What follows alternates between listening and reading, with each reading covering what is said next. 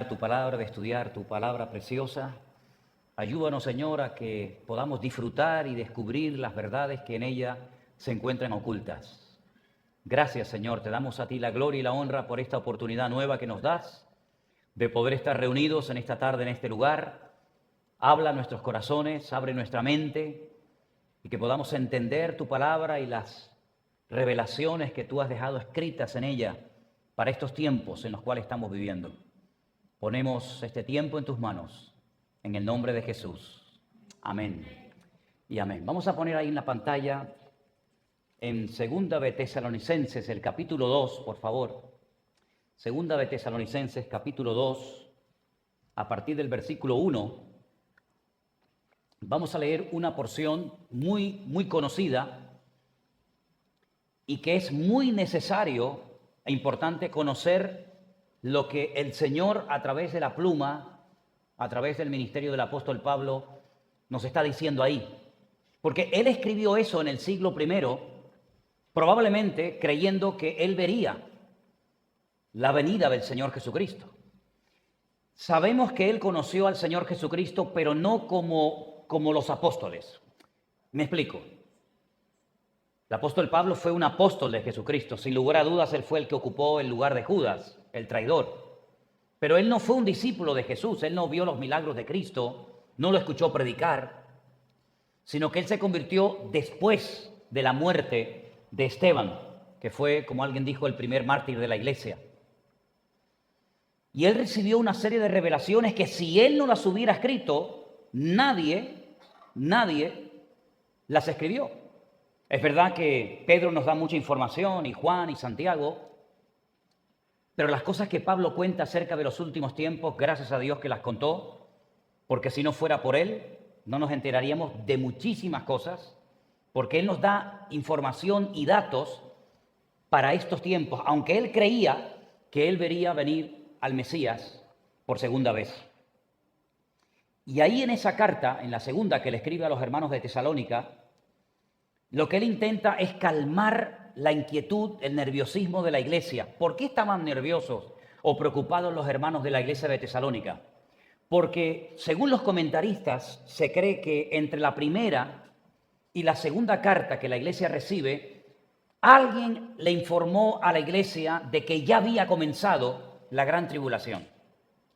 Y se habían puesto nerviosos, porque además había muchas cosas que coincidían con las cosas que van a ocurrir en el período que conocemos como la gran tribulación, o como también se le denomina el tiempo de angustia de Jacob.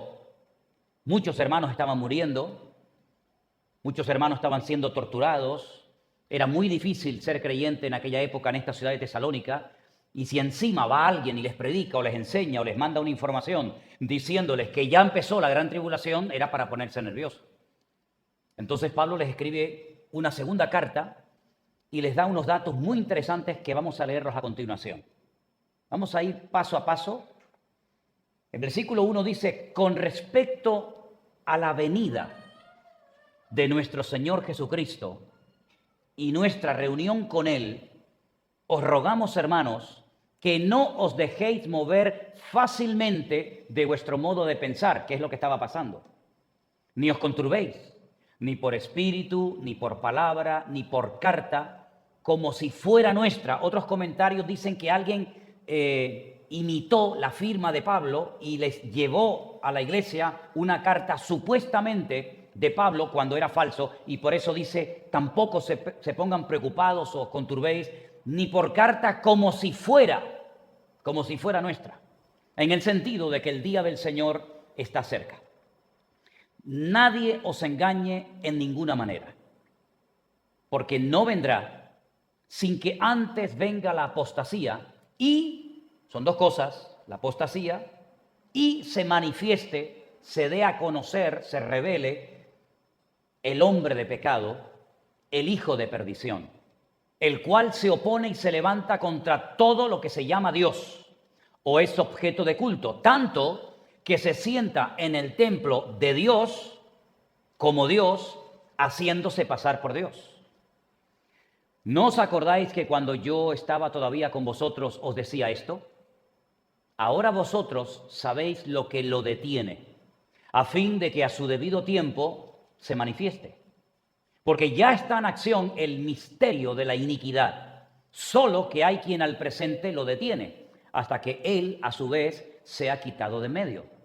Y entonces se manifestará aquel inicuo a quien el Señor matará con el espíritu de su boca y destruirá con el resplandor de su venida.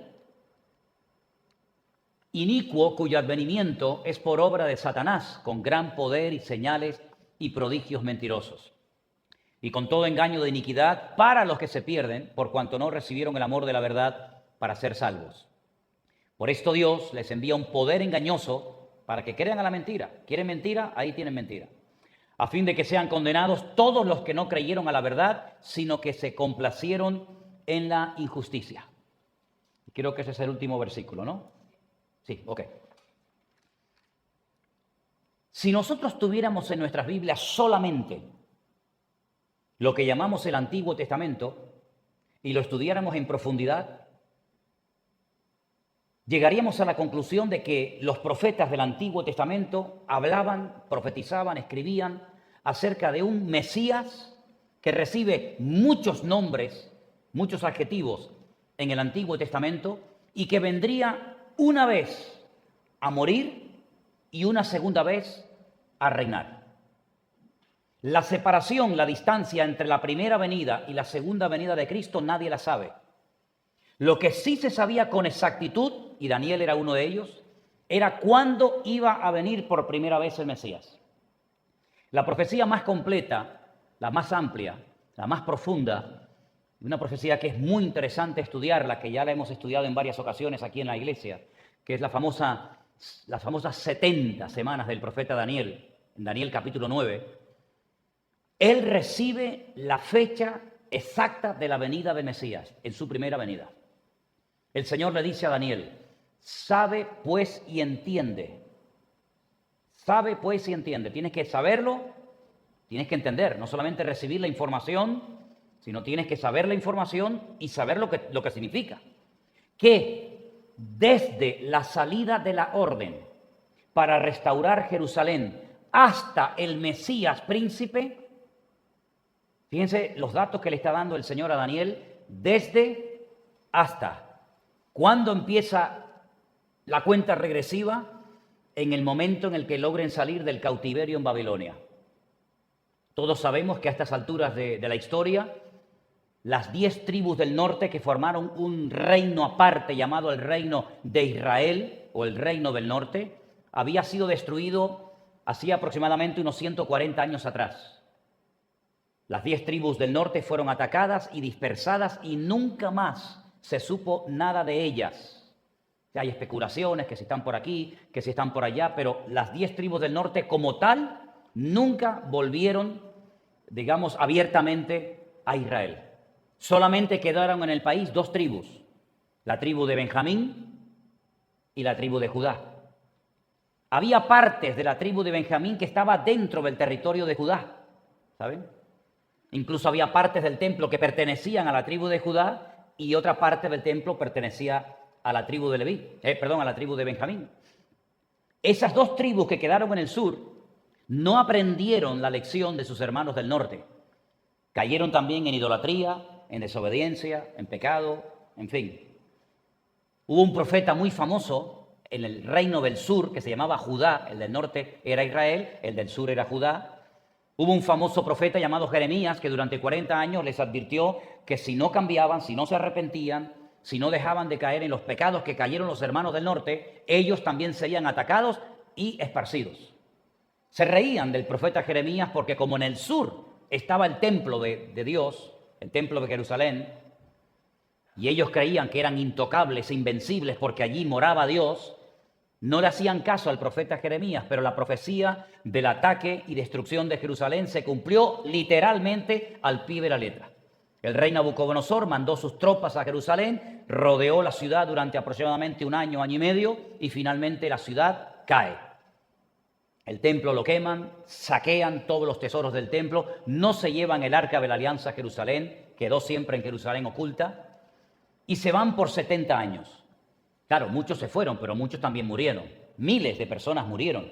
Los que tuvieron la suerte, dirían algunos, de escapar del asedio, del hambre. Dice que las madres se comían los hijos unos a otros. Una cabeza de burro costaba una barbaridad de dinero hasta que finalmente son llevados al cautiverio en Babilonia.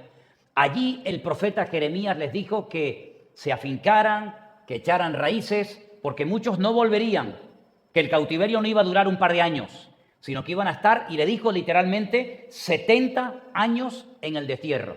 Ya explicamos un día el motivo de esos 70 años, porque en la Biblia, sobre todo, en toda la Biblia, por supuesto, pero sobre todo cuando hablamos de escatología, cuando hablamos de acontecimientos finales, no hay nada casual. Los números tienen una razón de ser, los colores, los animales, las cifras que se nos dan, toda la información que se nos proporciona no es casual, no es un relleno. Por lo tanto, hay que estar muy, muy pendiente hasta del más mínimo detalle, porque todo tiene una razón de ser, una explicación. ¿Por qué 70 años en el cautiverio y no, por ejemplo, 80 o 50 o 40? Bueno, lo explicamos una vez. Solamente lo recordamos, ¿vale? Cuando el pueblo de Israel entró con Josué en la tierra prometida, no con Moisés, que no entró, ellos estuvieron en esa tierra, en ese país, 490 años. Ellos habían recibido 613 mandamientos. Yo sé que a lo mejor son muchos datos y muchos números, espero que tengan memoria para retener todo esto. Yo es que ya me lo aprendí de memoria y no necesito papeles ni nada porque ya he estudiado tanto esto y yo quiero que ustedes aprendan esto de memoria también. Después al final les haré un examen a ver si aprendieron. 613 mandamientos ellos habían recibido mientras estuvieron por el desierto, ¿se acuerdan? Vagando por el desierto antes de entrar a la tierra prometida. Recibieron todo tipo de leyes. Había leyes que eran para los hombres, solamente para los hombres. Otras eran para las solteras, para las viudas, para los guerreros, para los agricultores, para los ganaderos, para el rey, para los profetas. Sí, ahí había leyes para todo el mundo. 613. ¿Vale? Incluso tenían un libro, que era el libro de los levitas, que era el manual práctico para los sacerdotes saber cómo tenían que hacer las cosas en el tabernáculo y posteriormente en el templo. Una de las leyes que recibieron se llama la Shemitah.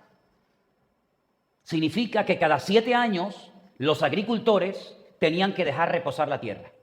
No se podía sembrar. El Señor les dijo que si se fiaban de Dios y eran obedientes, la cosecha del año anterior iba a ser tan tremenda que iban a poder vivir tranquilos. Es decir, así como ellos aprendieron a descansar un día a la semana cada 7 días, la tierra tenía que descansar cada 7 y cada 70. Porque 70 es un múltiplo de 7, 7 es un múltiplo de 70. Nunca cumplieron esa ley, nunca dejaron reposar la tierra cada 7 años. Por lo tanto, si estuvieron 490 años y cada 7 años tenían que dejar reposar la tierra y no lo cumplieron, ¿cuánto le debían al Señor de obediencia? 70 años. 70 por 7, 490. Luego 70 años la tierra tiene que descansar. ¿A las buenas o a las malas? ¿No lo habéis hecho a las buenas? No se preocupen, que a las malas lo vais a aprender. Se van al cautiverio, están 70 años en el cautiverio. Sobra decir que muchos de los que fueron nunca volvieron, porque imagínate si te llevaron al cautiverio con 40, 50 o 60 años más 70 años, era prácticamente imposible volver. Muchos de los que volvieron no conocían Jerusalén, no sabían nada del templo, no sabían nada de aquella vida de los antepasados 70 años atrás. Todo el retorno lo pueden leer. Tenemos libros maravillosos en la Biblia que nos proporcionan una información extraordinaria. Libro de Nehemías, libro de Esdras, ahí tienen toda la información, cuántos volvieron, cómo se llamaban, cómo vivieron, etcétera, etcétera. Ahora bien, estando en el cautiverio en Babilonia, Daniel recibe una revelación que nunca nadie había recibido, ni siquiera Moisés. Moisés recibió la revelación de que algún día el Señor levantaría un profeta más grande aún que él, y que tendrían que obedecer, que lógicamente sería el Señor. Pero Daniel sabía perfectamente que desde el momento en el que se decretara la orden de libertad del cautiverio en Babilonia, hasta que viniera el ungido, la palabra Mashiach, Mesías, significa ungido, no es un nombre, es un adjetivo que define, ¿verdad? Habla de las características de una persona. Ungido, Mashiach, hace referencia también al aceite. Pero en el caso del Señor Jesucristo no fue ungido con aceite, sino fue ungido con el Espíritu Santo. Dice, el Espíritu de Dios está sobre mí y me ha ungido directamente el Espíritu de Dios y ahí dice para lo que le ungió el Padre, ¿verdad? 70 semanas. Son semanas de años, no son semanas de días. en el calendario bíblico, y ahora acaba de comenzar hace unos días, un año nuevo. Por eso es muy importante que si ustedes están interesados en conocer lo que va a pasar en los últimos tiempos, no utilicen el calendario gregoriano, como se llama nuestro calendario, porque aparte de que fue un calendario inventado, es un calendario que no tiene nada que ver con la Biblia, y aparte es un calendario hasta que tiene errores. Tiene errores, ¿verdad? Por lo tanto, lo que tenemos que hacer es saber cómo se mueve Dios, qué calendario, qué agenda, en qué tiempo se mueve Dios, para saber, permítame la expresión, por dónde van los tiros.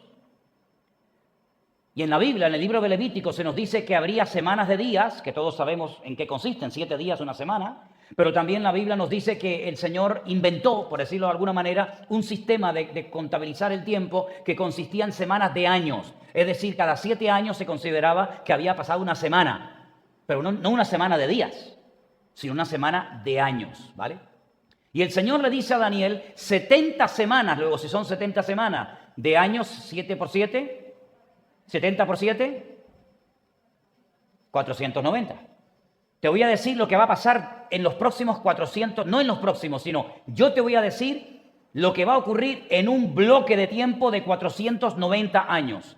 ¿Qué es lo que ocurrió con estos 490 años? Que desde que salieron del cautiverio en Babilonia, con Zorobabel, con Esdras, con Nehemías, hasta que entró triunfalmente montado en un pollino de asno el Señor Jesucristo, ¿cuánto tiempo pasó?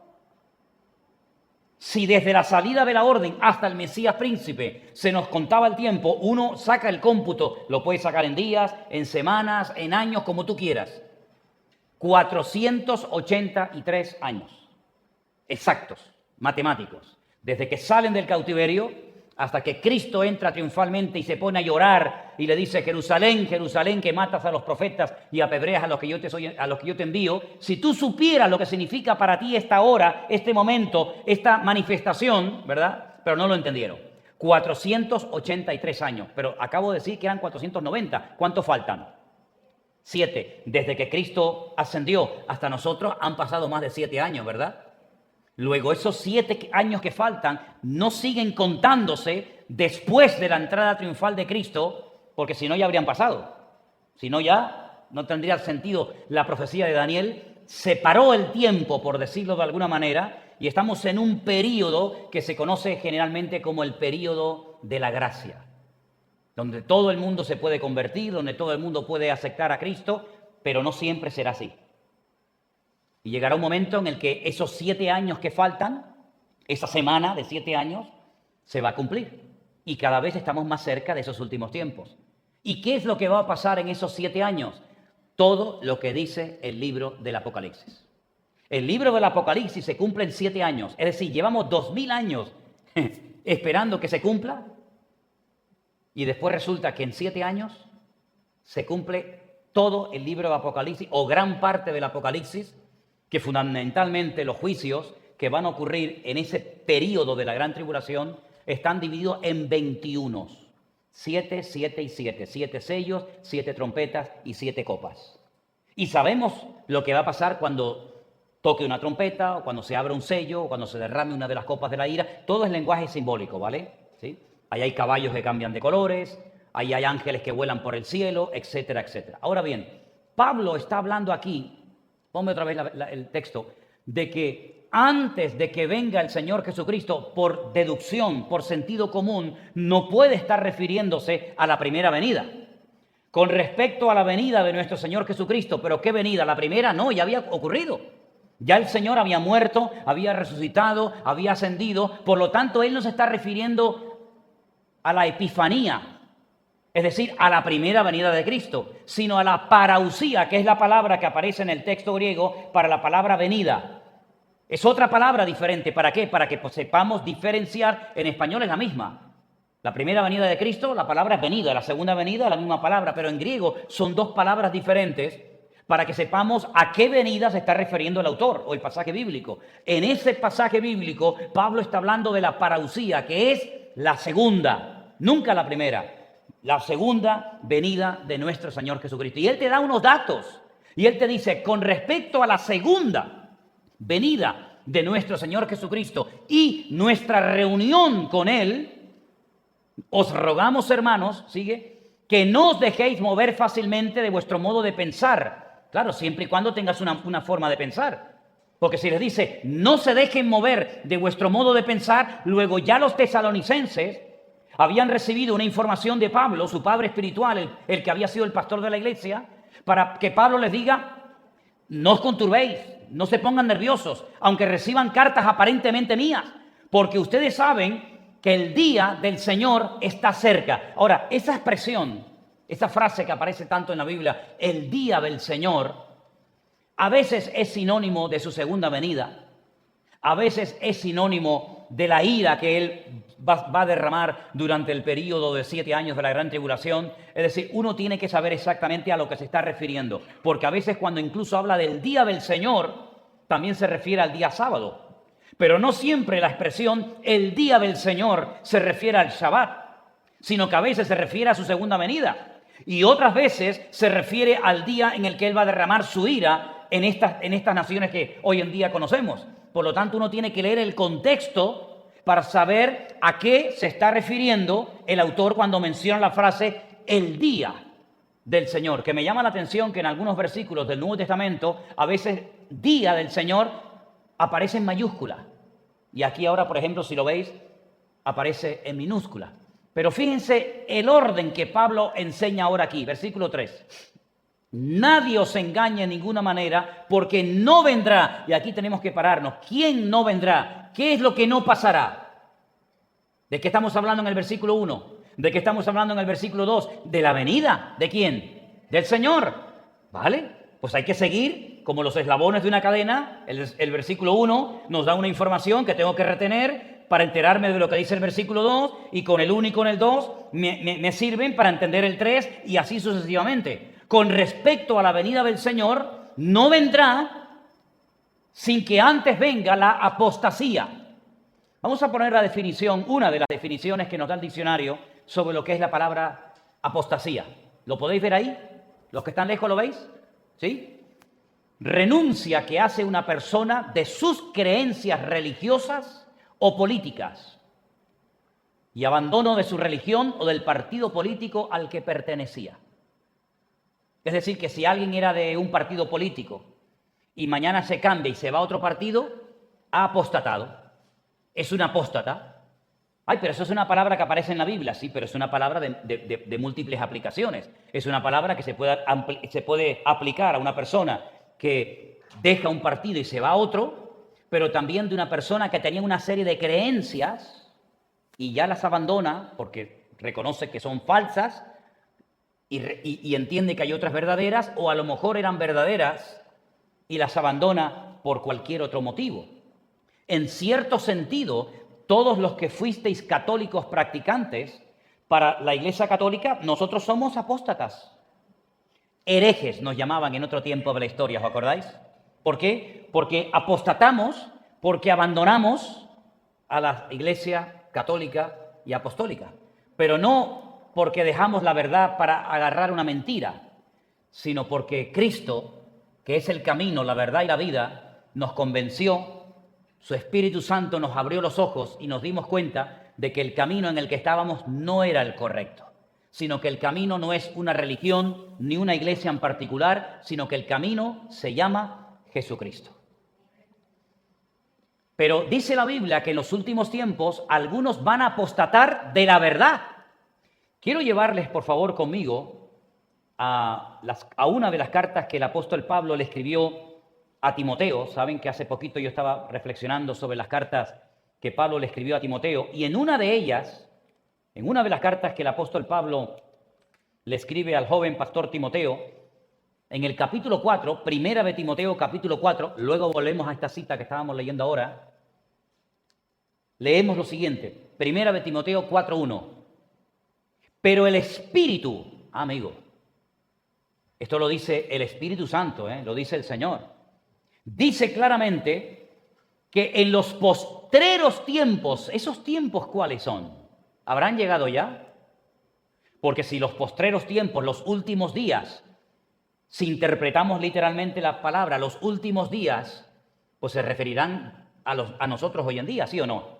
porque no eran los tiempos de Pablo, porque ya esos tiempos pasaron. No fue en la época de la Edad Media o, por ejemplo, en la Segunda Guerra Mundial. Ahora estamos en los últimos días. No sabemos cuántos siglos o milenios faltan todavía, que yo creo que ninguno.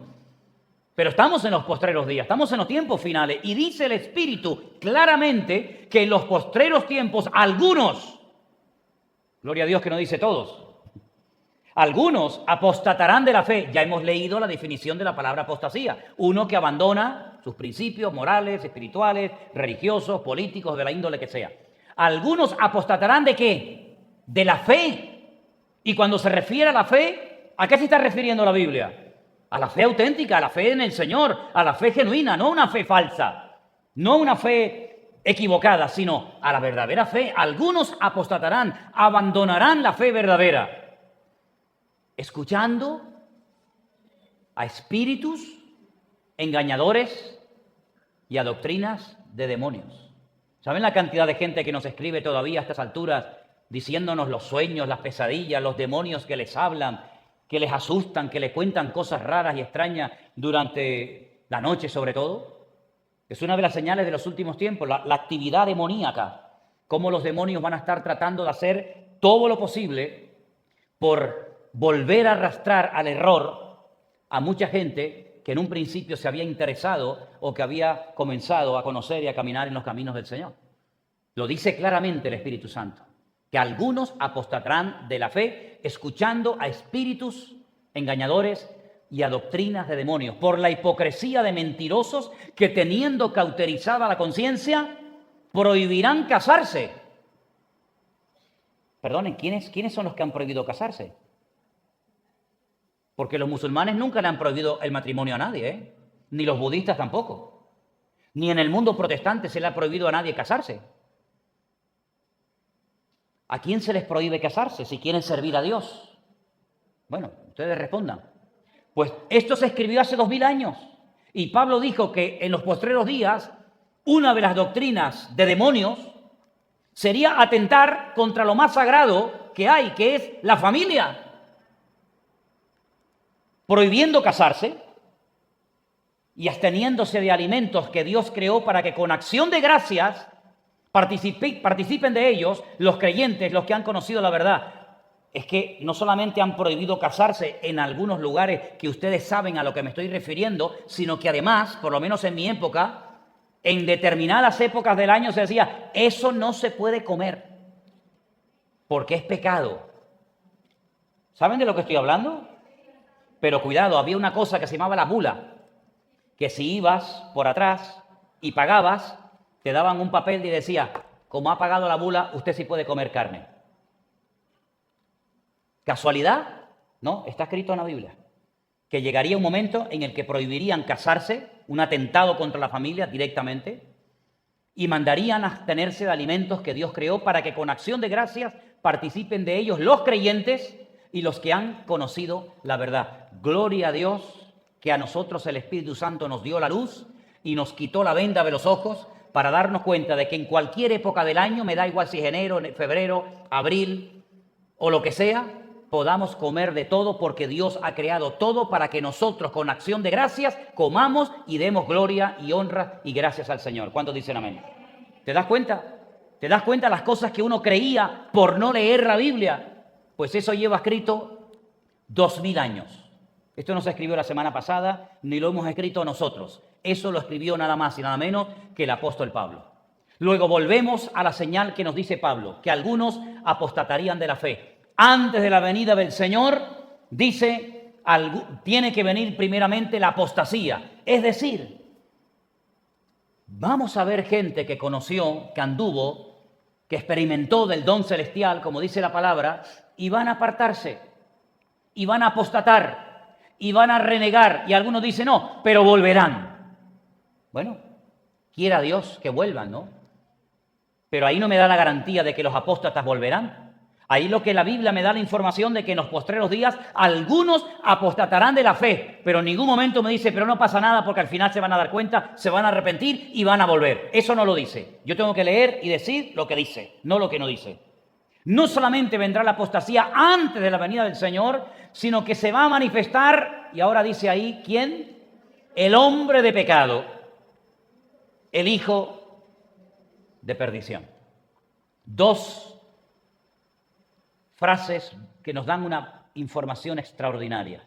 El hombre de pecado, el hijo de perdición. No nos da el nombre y el apellido,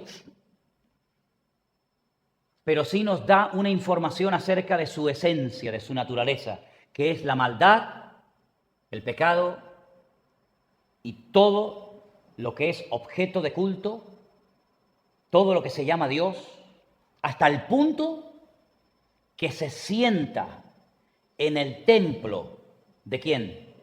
De Dios, como Dios, haciéndose pasar por Dios. Y el templo de Dios, espera, no corras. El templo de Dios, ¿dónde está ahora mismo?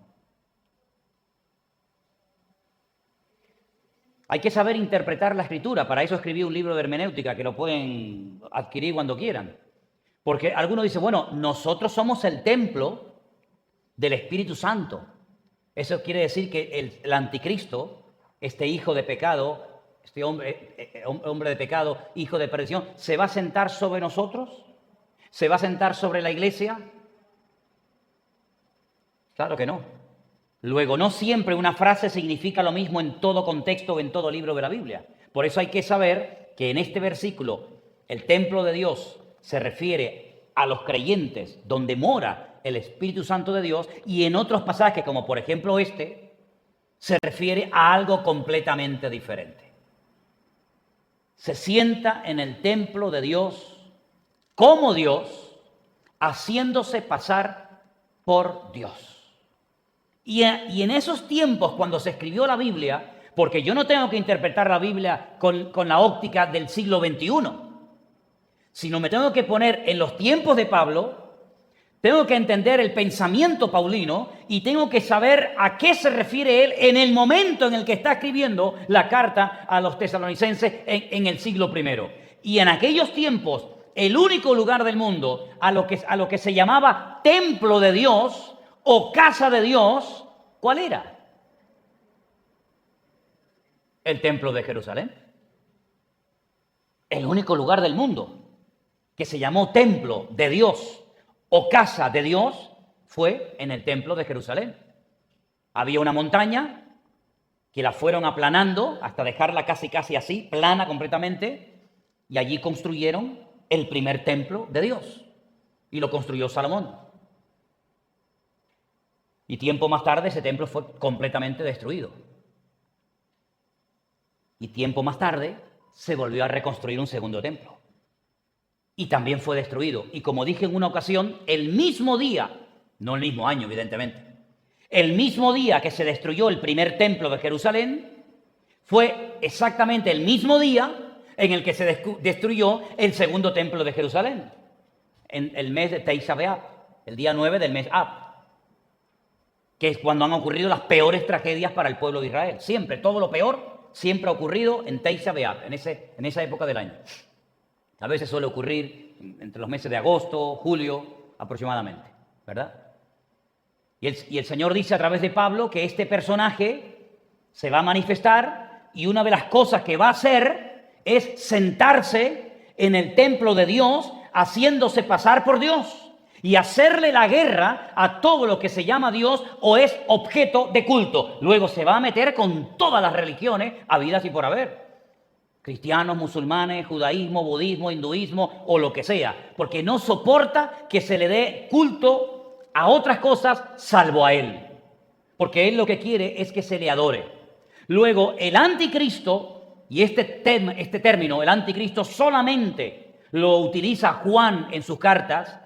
Pablo nunca lo llama el anticristo. Pablo, como hemos visto, lo llama el hombre de pecado, el hijo de perdición. Después vamos a ver otro título.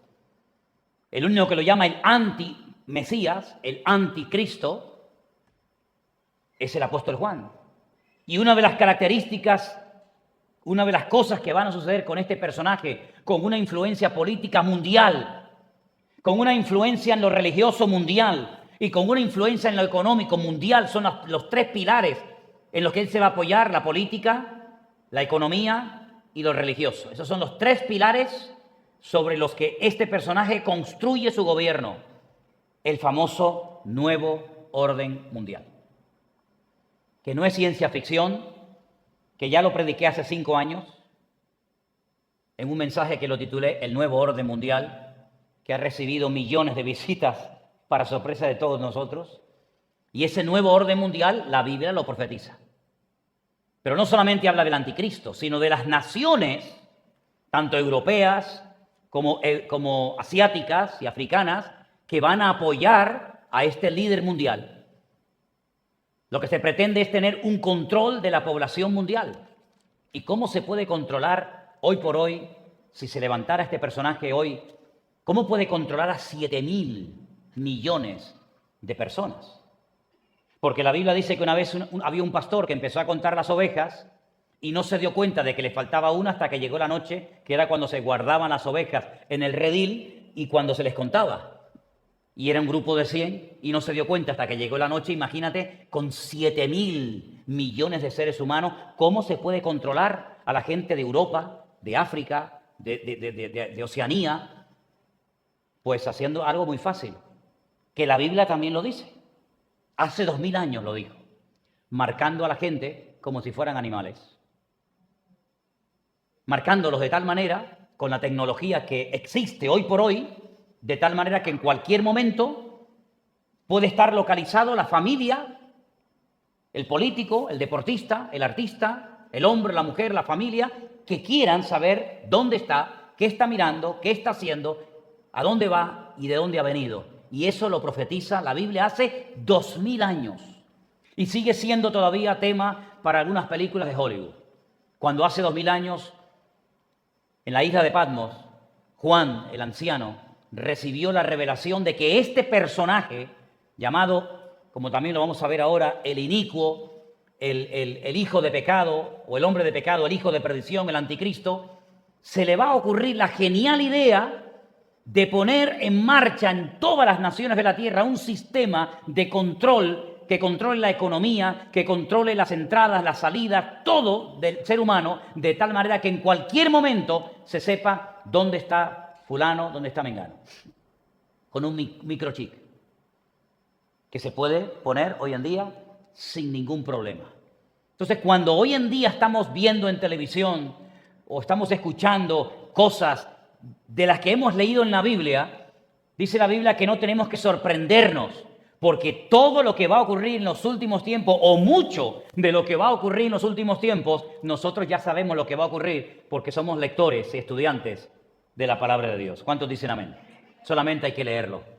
Se opone contra todo lo que se levanta, todo lo que se llama Dios, se sienta en el templo de Dios haciéndose pasar por Dios. Esto lo hace a los 3 años y medio, un dato que les quiero dar, esto lo hace a los 3 años y medio de empezar su mandato.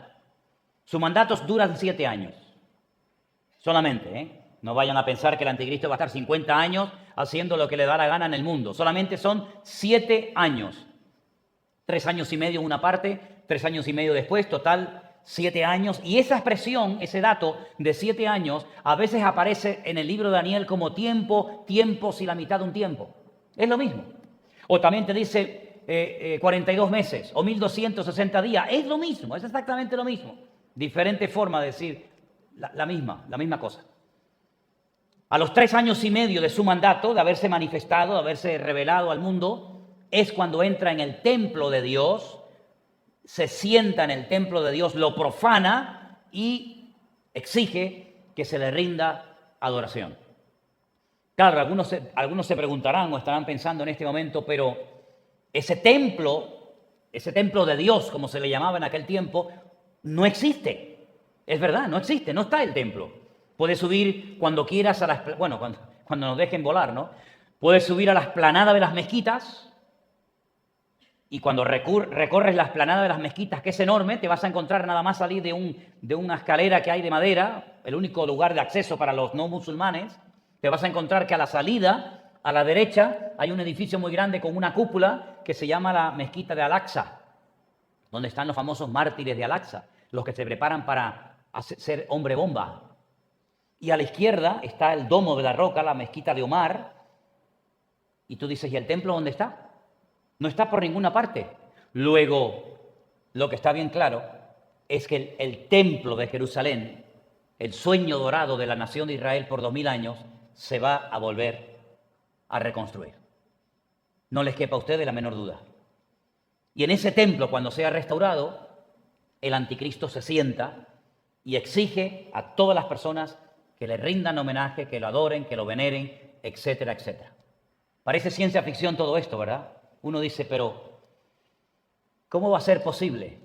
Le pregunté una vez a un rabino judío en Jerusalén, ¿cómo se va a poder construir un templo enorme, inmenso, si primeramente se tienen que ir de ahí arriba los musulmanes y en el mismo lugar donde están las mezquitas se tiene que volver a reconstruir un templo? Es prácticamente, humanamente hablando, imposible. ¿Saben lo que me dijo?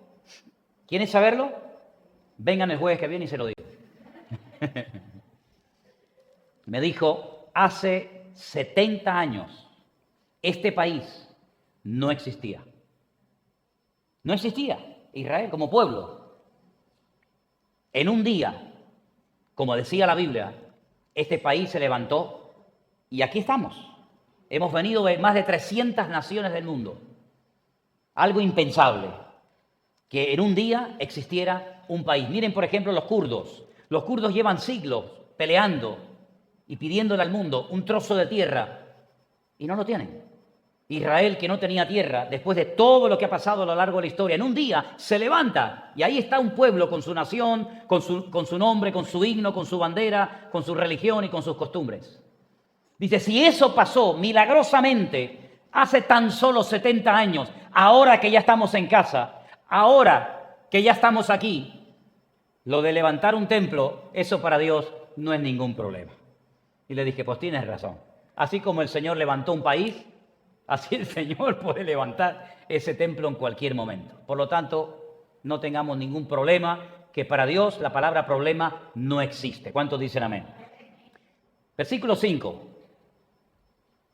¿No os acordáis que cuando yo todavía estaba con vosotros os decía esto? ¿Saben cuánto tiempo? Una vez lo dije, no sé quién se acordará. ¿Saben cuánto tiempo Pablo estuvo en esta iglesia ministrando? 3 semanas. 2 años estuvo en Éfeso. 1 año y medio aproximadamente en Corinto. En Tesalónica estuvo 3 semanas, 21 días. Y dice, ¿no os acordáis que cuando yo estaba con vosotros, recién convertidos, yo os hablaba de estas cosas? Madre mía, pero si hay creyentes que cuando escuchan mensajes o estudios como el que estoy dando esta tarde, te dicen, hermano, yo llevo 30 años convertido y yo en mi vida he escuchado lo que estoy escuchando ahora. Y esta gente llevaba 3 semanas convertido y Pablo ya les hablaba del anticristo, Qué nivelazo, ¿eh? Qué nivel tenía aquella gente, increíble, ¿no? Versículo 6. Ahora vosotros sabéis lo que lo detiene, a fin de que a su debido tiempo se manifieste. Sí, hay algo en el mundo espiritual que está impidiendo que este hombre de carne y hueso, con padre y con madre, con pasaporte, que no es un demonio que sale del infierno, no es una mezcla de un demonio con una mujer y nace un no sé qué, sino este hombre literal de carne y hueso, no se puede todavía manifestar porque hay algo que lo frena, algo que lo detiene. Dice, a fin de que a su debido tiempo, ¿y quién es el que establece el tiempo? ¿Quién es el que dice, todavía no, espera, mañana? ¿Quién es el que establece los tiempos? ¿Quién es el que acota? ¿Quién es el que dice, hasta aquí llegaste o hasta aquí puedes llegar? ¿Quién es el que ordena los tiempos? Nuestro Dios.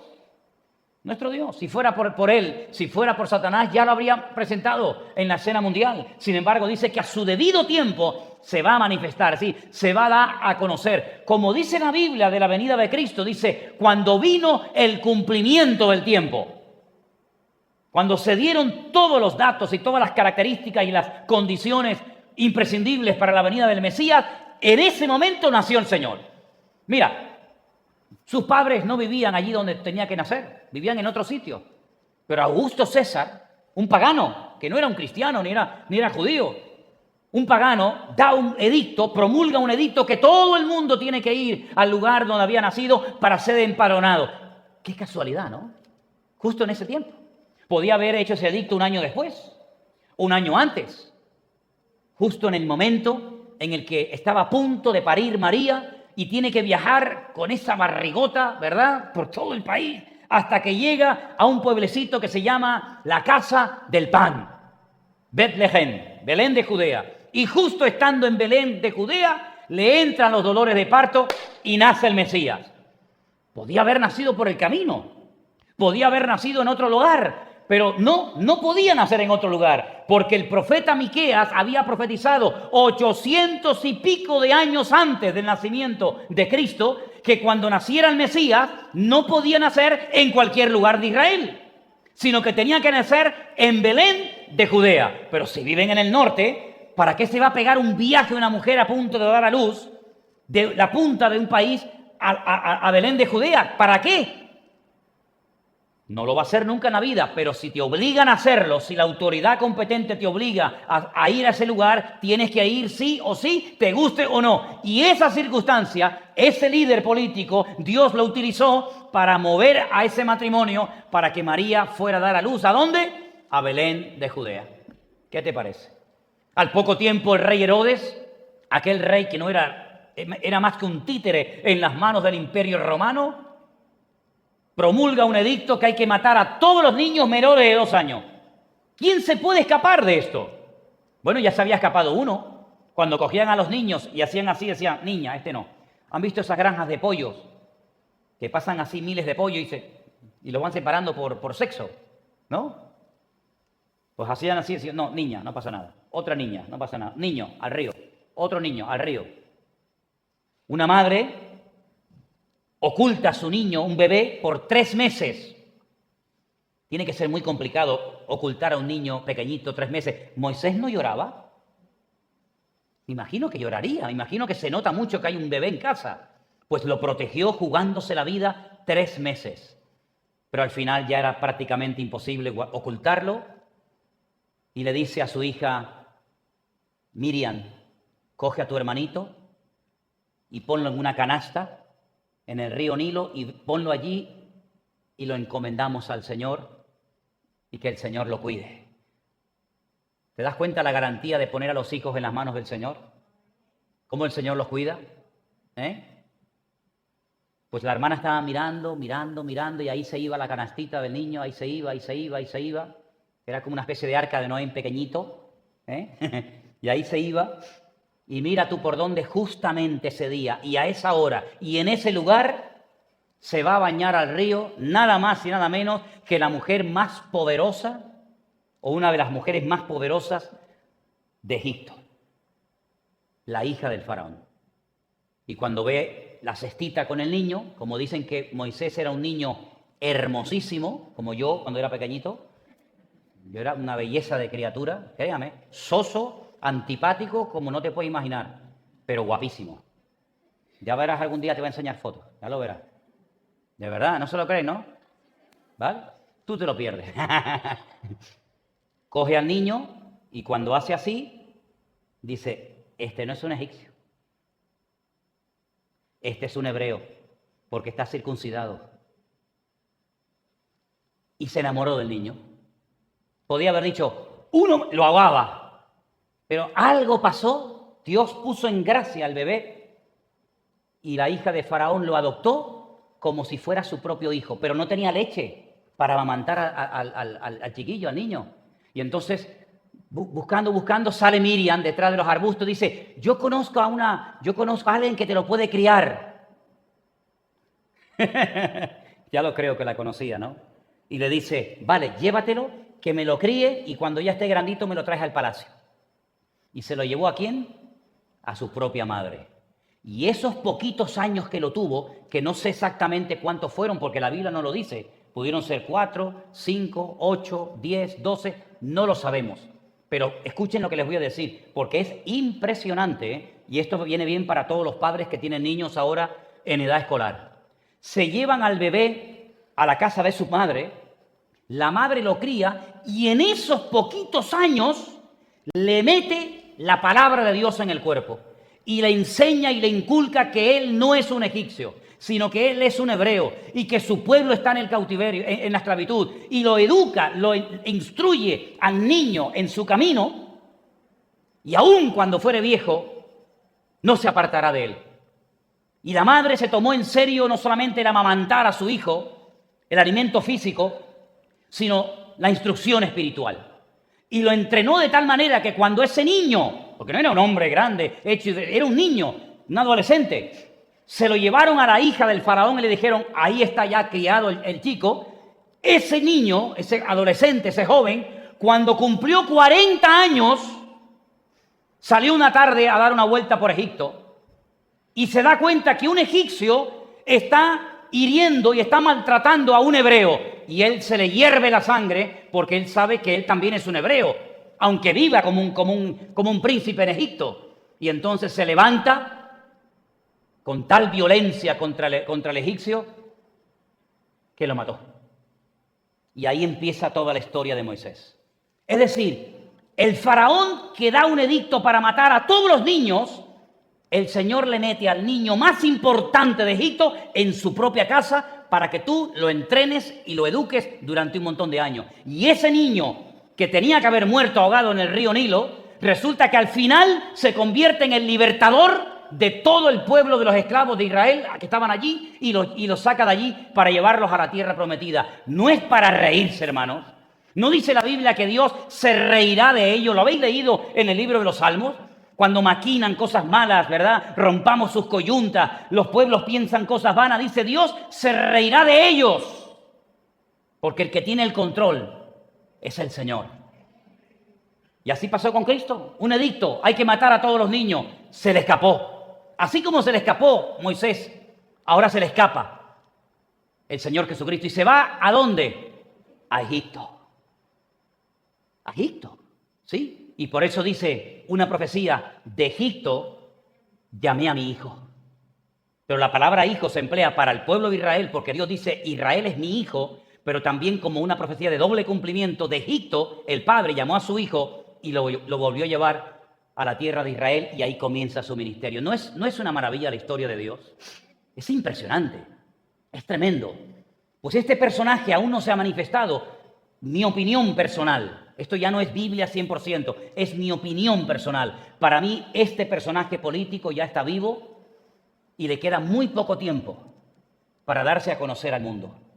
Ya se está hablando de hacer una constitución mundial.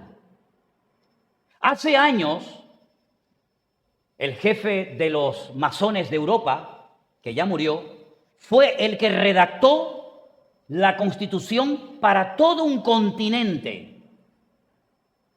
Y tenemos una Constitución europea. Pues se está hablando de hacer una Constitución para todas las naciones del mundo. Y claro, si se hace una Constitución para todas las naciones de la tierra, para muchas que lo van a acatar, tendrá que haber un líder, tendrá que haber un presidente, tendrá que haber alguien que dirija todo aquello. Y a ese alguien la Biblia le dedica muchísima información para que nosotros sepamos cómo identificarlo, qué características tiene y sepamos lo que va a ser y lo que no va a ser. Es un estudio para mí muy amplio, es un estudio extraordinario, pero quiero solamente leer unos pocos versículos a partir del versículo 7. Y dar explicación de algunas palabras. Dice, ya está en acción el misterio de la iniquidad. Si ya la iniquidad ya está desde el siglo I funcionando y va más, hasta el día de hoy. Solo que hay quien al presente lo detiene hasta que él, a su vez, se ha quitado de en medio. Sigue. Entonces, cuando eso que lo detiene se ha quitado de en medio, se manifestará aquel inicuo. La palabra inicuo significa malvado, injusto. Es decir, así como Cristo fue la personificación del amor y de la verdad y de la misericordia, el anticristo es la personificación de la maldad. Toda la maldad de todos los líderes políticos a lo largo de la historia es como si se la hubieran acumulado a él. El ser más perverso, el ser más malo, más pecador de toda la historia será este personaje, el inicuo, el injusto, el malvado, a quien el Señor matará con el espíritu de su boca y destruirá con el resplandor de su venida, cuyo advenimiento, la palabra advenimiento significa aparición, llegada, manifestación, Es por obra de Satanás. Es decir, Satanás está detrás de este personaje. Bueno, pero tendrá que pertenecer a un partido político, sí, seguro. Seguro. Y tendrá que tener unas siglas. Y tendrá que pertenecer a una filosofía política, de izquierda, de derecha, o sabe Dios de qué. Sí, pero detrás de esas siglas, detrás de ese partido, este personaje tiene el aval y tiene el respaldo, nada más y nada menos, que de Satanás. Con gran poder, señales y prodigios mentirosos. Luego, tenemos que tener un discernimiento espiritual tremendo, porque este personaje, con un carisma alucinante, des en cuenta que es la última oportunidad que le queda al diablo. La última, ya no tiene más. Lo intentó con este, con el otro. Esta es la última oportunidad que le queda al diablo para decir, venga, ahora o nunca.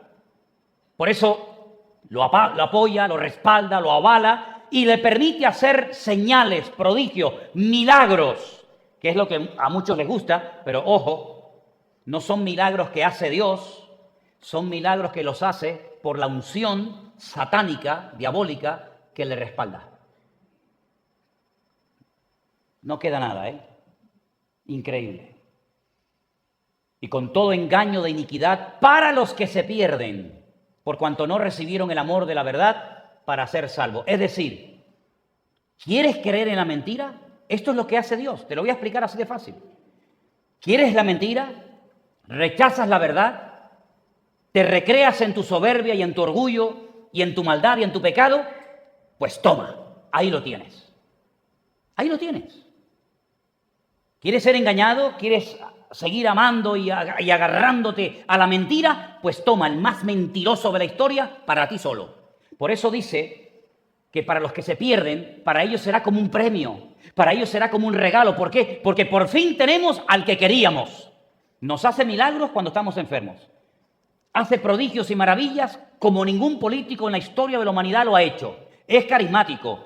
Tiene de todo habido y por haber. Y la gente le va a seguir y le va a terminar adorando. Y todo eso está profetizado en la palabra de Dios. Y nosotros vamos a comenzar a ver cada vez más cambios. Más cambios. Mira, del 14 de marzo a hoy el mundo es otro.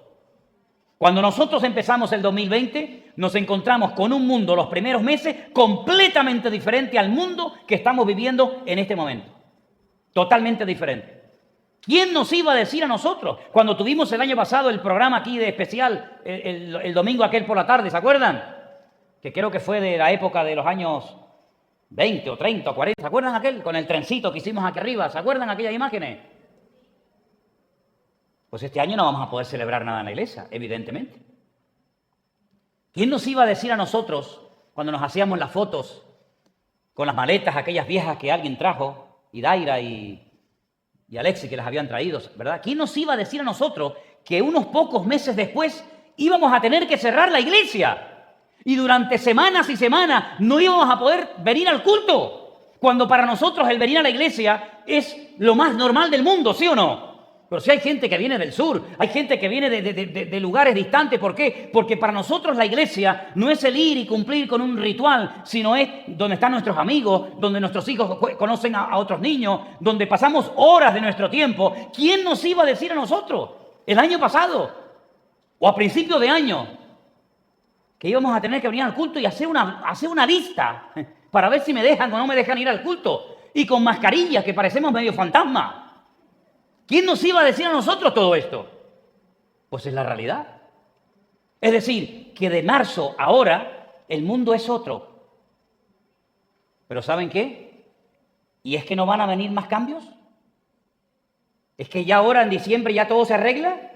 Ayer decía un experto, claro, yo no sé si son los expertos que dice que el gobierno tiene, o no sé qué experto es, pero dijo que esto no va a volver a lo que era antes hasta finales de 2022. ¿Qué les parece? Yo no sé si va a volver a la normalidad o no, pero yo lo único que sé es que según nuestra Biblia, las cosas se van a ir dando cada vez más rápidas, porque lo que ha ocurrido en estos pocos meses no había ocurrido nunca en toda la historia de la humanidad. Es decir, antes se tardaba 1000 años en conseguir algo, y hoy por hoy, en una semana, en un día, cambia el mundo radicalmente. Luego la iglesia del siglo XXI, la iglesia de hoy, es una iglesia completamente diferente a la iglesia de hace 5, 6, 7 o 10 años atrás. Los cultos, el ambiente, los cultos de jóvenes, los campamentos, todo ha cambiado radicalmente. Y en el mundo espiritual, porque lo natural, que he dicho yo siempre, lo natural es un reflejo de lo espiritual. Así como todo está cambiando por fuera, todo está cambiando por fuera, ¿verdad? En el mundo espiritual están cambiando tantas cosas, los ángeles, los principados, las potestades, los demonios se están posicionando en los países, en los territorios que saben dónde va a haber movida, y está habiendo una revolución en el mundo espiritual. Por eso les quiero compartir, hermanos, que ahora este mes vamos a editar otro libro más de demonología para conocer el mundo espiritual, para que nosotros no seamos ignorantes en cuanto a los cambios en el mundo espiritual que se están dando. Porque os puedo asegurar de que los demonios están como revolucionados, pero también la parte de Dios también está tomando posesión. Porque en los últimos tiempos vamos a ver mucha maldad, pero paralelamente con esa maldad también vamos a ver como el remanente, no todo a nivel general, sino el remanente fiel de hermanos, de creyentes que aman al Señor, se van a despertar y van a volverse ¿a qué? A la palabra. Volver a la palabra de Dios, porque en la palabra de Dios encontramos toda esta y más información que ustedes saben que nos viene muy bien para estos tiempos. Por eso yo creo que es bueno también enseñar en las escuelas dominicales a los niños cosas sobre los acontecimientos finales, para que sepan que todo lo que está ocurriendo no es producto de la casualidad, sino que la fe de papá y mamá y lo que se enseña en la iglesia es la verdad, y lo estamos viendo con nuestros propios ojos. Así que, mis queridos hermanos, ¿qué les parece si oramos en esta noche al Señor y le pedimos mucha sabiduría y memoria para retener todas estas cosas y darnos cuenta de que estamos viviendo tiempos complicados, tiempos de cambios? Pero ¿saben qué, hermanos? Tiempos donde vamos a ver el cumplimiento de la palabra de Dios, y eso tiene que traer un regocijo a nuestra vida como nada en la vida. No hemos sido engañados ni equivocados. La palabra de Dios que hemos leído durante años y predicado de ella durante años se está cumpliendo de una forma tremenda delante de nuestros ojos. ¿Cuántos dicen amén? Nos ponemos de pie, hermanos, por favor. Vamos a orar. Y me gustaría pedirles a todos ustedes un favor, si se puede llamar así. Hoy hablaba con el pastor Antonio Panocchia de Milán. Muchos de ustedes lo conocieron cuando lo tuvimos aquí en un retiro, ¿se acuerdan? Llevan un año buscando un salón para la iglesia.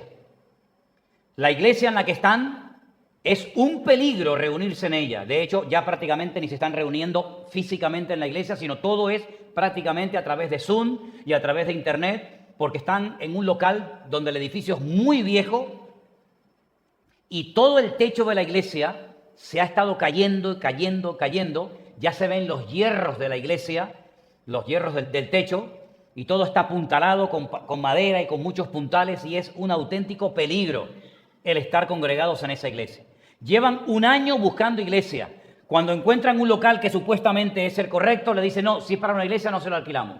Esto no porque no sé qué, lo otro no porque no sé cuánto, este no tiene calefacción, y allí donde ellos están hace mucho frío, y una iglesia sin calefacción te puede morir de frío allá adentro. Hoy, hablando con él, dice, hemos encontrado un local extraordinario. Hasta hace 15 días era un salón de baile, una especie de discoteca. Pero ¿saben lo que está pasando? Que están cerrando un montón de lugares donde hay calefacción, donde hay aire acondicionado, donde están las puertas de emergencia, donde está todo acondicionado para no molestar a los vecinos, y han encontrado un lugar extraordinario.